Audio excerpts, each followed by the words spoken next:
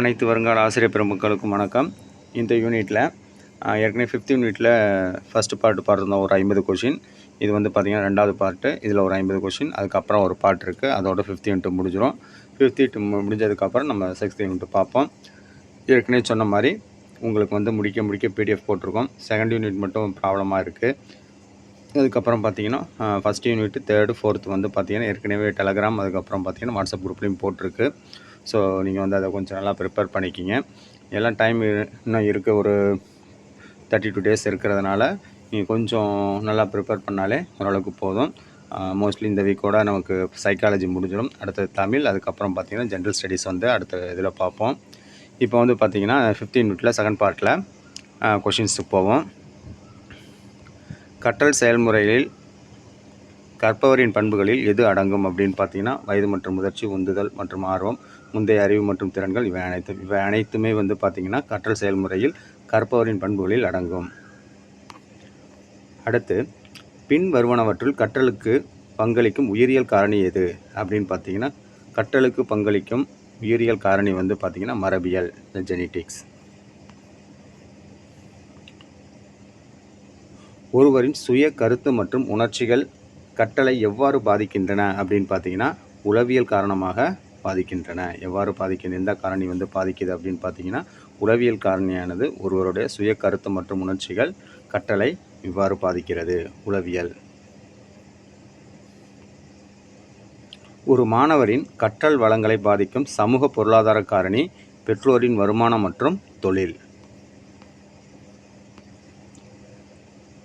தகவல்களை மூளையில் குறியாக்கம் செய்து சேமித்து மீட்டெடுக்கும் செயல்முறை அப்படின்னு பார்த்தீங்கன்னா நமக்கு வந்து நினைவகம்.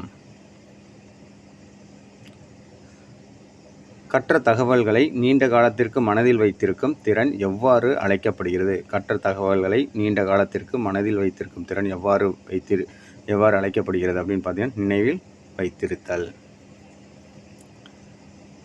காலப்போக்கில் நினைவகத்திலிருந்து தகவல்களை இழப்பது மறத்தல். கற்றல் வேகத்தையும் முன்னேற்றத்தையும் வரைபடமாக காட்டுவது எது அப்படின்னு பார்த்தீங்கன்னா கற்றல் வளைவு. இந்த கற்றலோட வேகம் மற்றும் முன்னேற்றத்தை வரைபடமாக காட்டுவது கற்றல் வளைவு. தூண்டுதல் மற்றும் துலங்கல் இணைப்புகள் மூலம் கற்றலை விளக்கும் முன்னுதாரணம் எது? தூண்டுதல் மற்றும் துலங்கல் இணைப்புகள் மூலம் கற்றலை விளக்கும் முன்னுதாரணம் நடத்தைவாதம். Option B, நடத்தைவாதம். சிந்தனை, சிக்கல் தீர்த்தல் போன்ற மனச்செயல்முறைகள் கற்றலில் எவ்வாறு பங்கு வகிக்கின்றன என்பதனை மையமாக கொண்ட முன்னுதாரணம் அறிவாற்றல். கற்பவர்கள் தங்கள் அனுபவங்களிலிருந்து அறிவை தீவிரமாக உருவாக்குகிறார்கள் என்று கூறும் முன்னுதாரணம் எது? கற்பவர்கள் தங்கள் அனுபவங்களிலிருந்து அறிவை தீவிரமாக உருவாக்குகிறார்கள் என்று கூறும் முன்னுதாரணம் கட்டமைப்புவாதம். தனிப்பட்ட வளர்ச்சி, சுதந்திரம் மற்றும் சுய உணர்தல் ஆகியவற்றில் கவனம் செலுத்தும் கற்றல் முன்னுதாரணம் எது அப்படின்னு பார்த்தீங்கன்னா மனிதநேயம். ஆப்ஷன் பி, மனிதநேயம். டிஜிட்டல் யுகத்தில் நெட்வொர்க்குகள் மற்றும் இணைப்புகள் மூலம் கற்றலை விளக்கும் நவீன முன்னுதாரணம் எது? இணைப்புவாதம்.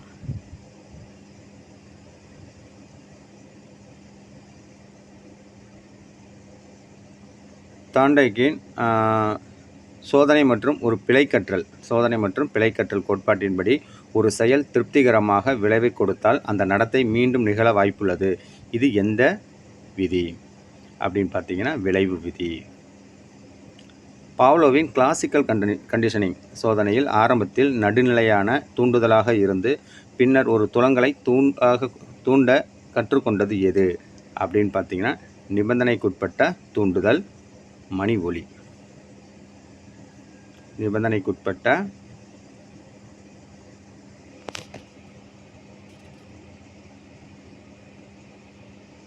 தூண்டுதல், மணி ஒலி. ஸ்கின்னரின் செயல்பாட்டு கண்டிஷனிங்கில் விரும்பத்தகாத தூண்டுதலை அகற்றுவதன் மூலம் ஒரு நடத்தையை வலுப்படுத்துவது எது? ஸ்கின்னரின் செயல்பாட்டு கண்டிஷனிங் விரும்பத்தகாத தூண்டுதலை அகற்றுவதன் மூலம் ஒரு நடத்தையை வலுப்படுத்துவது எது? எதிர்மறை வலுவூட்டல். உல்ஃபாங் ஹோக்லரின் நுண்ணறிவு கற்றல் கோட்பாடு கற்றல் என்பது எதன் மூலம் திடீரென நிகழ்கிறது என்று கூறுகிறது. கற்றல் எதன் மூலம் திடீரென நிகழ்கிறது என்று கூறுகிறது. திடீர் உள்நோக்கு, ஆப்ஷன் சி. முழுமையும் அதன் பகுதிகளின் கூட்டுத்தொகையை விட வேறுபட்டது. முழுமையும் அதன் பகுதிகளின் கூட்டுத்தொகையை விட வேறுபட்டது என்பது எந்த கோட்பாட்டின் மையக்கருத்து? முழுமையும் அதன் பகுதிகளின் கூட்டுத்தொகையை விட வேறுபட்டது என்று கூறும் கோட்பாடு கெஸ்டால்ட் கோட்பாடு. கெஸ்டால்ட் கோட்பாடு. ஒரு சூழ்நிலையில் கற்றுக்கொண்ட திறன்கள் அல்லது அறிவு மற்றும் சூழ்நிலைக்கு பயன்படுத்துவது எவ்வாறு அழைக்கப்படுகிறது அப்படின்னு பார்த்தீங்கன்னா கற்றல் பரிமாற்றம், ஆப்ஷன் ஏ. பாடத்திட்டத்தையும் பாடங்களையும் மாணவர்கள் திறம்பட புரிந்து கொண்டு தங்கள் கருத்துக்களை வெளிப்படுத்த எது முக்கிய பங்கு வகிக்கிறது? மொழி. மொழி கையகப்படுத்துதல், மொழி புரிந்து கொள்ளுதல் மற்றும் மூளைக்கும் மொழிக்கும் உள்ள தொடர்பை ஆய்வு செய்யும் துறை உளவியல், மொழியியல். பின் வருவனவற்றில் கற்றல் வகை எது? உணர்ச்சி கற்றல், அறிவாற்றல் கற்றல், சைக்கோமோட்டர் கற்றல், இவை அனைத்தும். நுண் கற்பித்தலின் முக்கிய நோக்கம் என்ன? முன் கற்பித்தலின் முக்கிய நோக்கம் ஆசிரியர் பயிற்சி பெறுபவர்களின் கற்பித்தல் திறன்களை ஒரு கட்டுப்படுத்தப்பட்ட சூழலில் மேம்படுத்துதல். ஒரு பயனுள்ள பாடத்திட்டமிடலின் முதல் மற்றும் முக்கிய படி என்ன?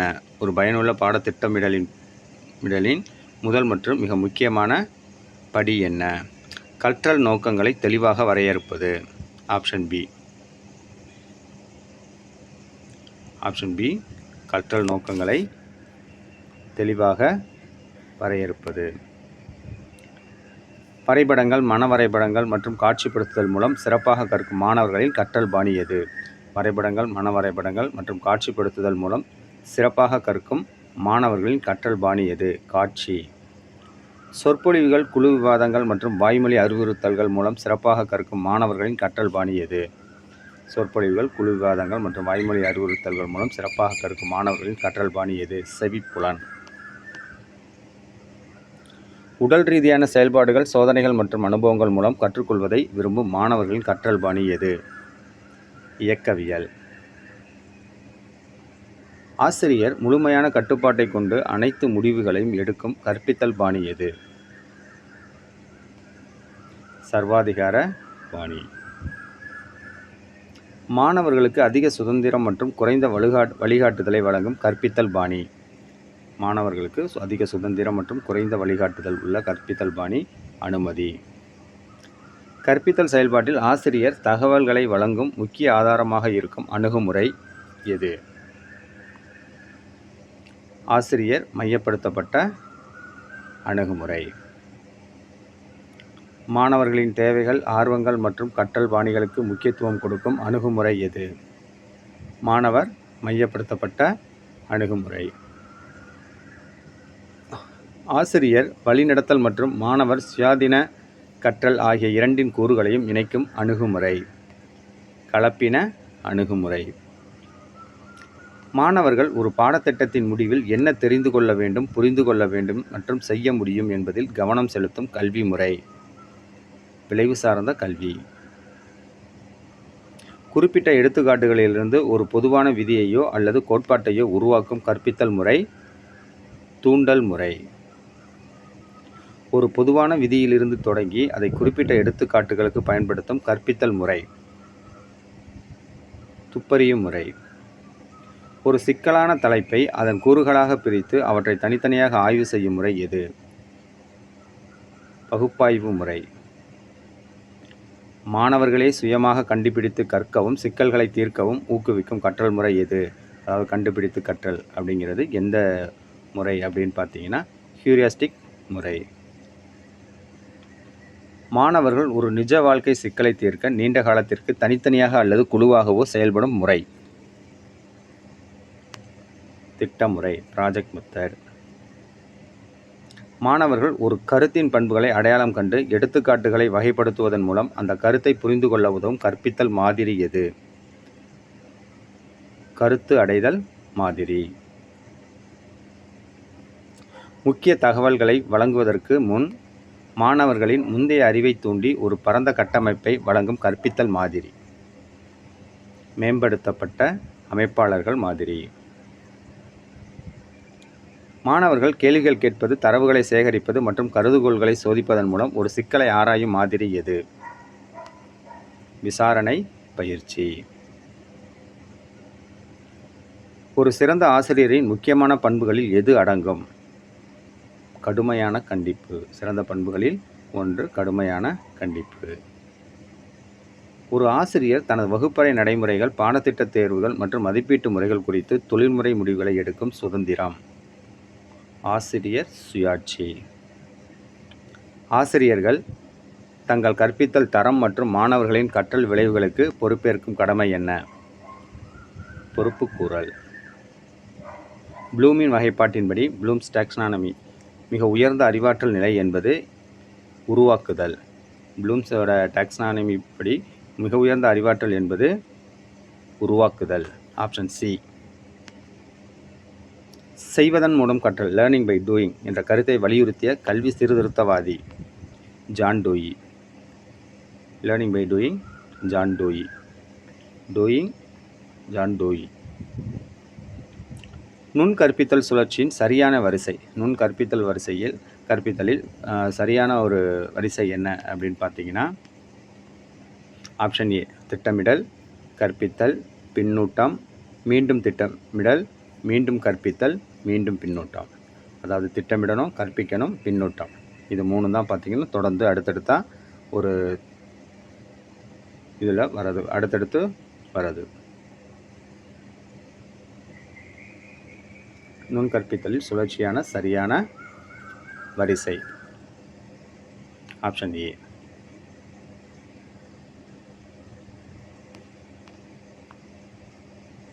பின் வருவனவற்றில் எது உயர் வரிசை சிந்தனை திறன்? பின்வருவனவற்றில் எது ஓர் உயர் வரிசை சிந்தனை திறன்? விமர்சன ரீதியாக மதிப்பிடுவது. ஒரு பாடத்தில் கற்றுக்கொண்ட கணித சூத்திரம் மற்றொரு பாடத்தில் உள்ள சிக்கலை தீர்க்க உதவும் போது அது என்ன வகையான கற்றல் மாற்றம்? ஒரு பாடத்தில் கற்றுக்கொண்ட ஒரு சூத்திரம், கணித சூத்திரம், மற்றொரு பாடத்தில் உள்ள சிக்கல்களை தீர்க்க உதவும் போது அது எந்த வகையான மாற்றம், கற்றல் பரிமாற்றம் அப்படின்னு பார்த்தீங்கன்னா நேர்மறை பரிமாற்றம். ஒரு பாடத்தில் கற்றுக்கொண்ட கணித சூத்திரம் மற்றொரு பாடத்தில் உள்ள சிக்கலை தீர்க்க உதவுவது நேர்மறை பரிமாற்றம். இந்த வீடியோட கடைசி கொஷின், கற்றல் என்பது சமூக தொடர்பு மற்றும் கலாச்சார சூழலில் இருந்து பிரிக்க முடியாது என்று வாதிட்ட உளவியலாளர் யார்? லைவ் வைகோட்ஸ்கி. இந்த வீடியோவில் பார்த்தீங்கன்னா உங்களுக்கு இந்த 5th யூனிட்டில் செகண்ட் பார்ட்டு இது முடிஞ்சதுக்கப்புறம் பார்த்தீங்கன்னா தேர்ட் பார்ட்டோட வந்து பார்த்தீங்கன்னா இந்த 5th யூனிட் முடிஞ்சிடும். அடுத்தது 6th, அடுத்த வீடியோவுக்கு அப்புறம் பார்ப்போம். தேங்க்யூ ஃபார் வாட்சிங். இல்லை ஏதாவது டவுட்டு, எதாவது கரெக்ஷன் இருந்துச்சுன்னா கண்டிப்பாக நீங்கள் கமெண்ட்டில் சொல்லலாம். ஏற்கனவே சொல்லியிருக்க மாதிரி இந்த நோட்ஸ் எல்லாமே நம்ம டெலகிராம் அதுக்கப்புறம் வாட்ஸ்அப் குரூப்பில் போட்டிருக்கோம். அதனால் வந்து நீங்கள் வேணால் டவுன்லோட் பண்ணிக்கலாம். இந்த 5th யூனிட் முடிஞ்சதுக்கப்புறம் இந்த 5th யூனிட்டோட PDF ஃபைலும் உங்களுக்கு அப்லோட் பண்ணப்படும். தேங்க்யூ ஃபார் வாட்சிங்.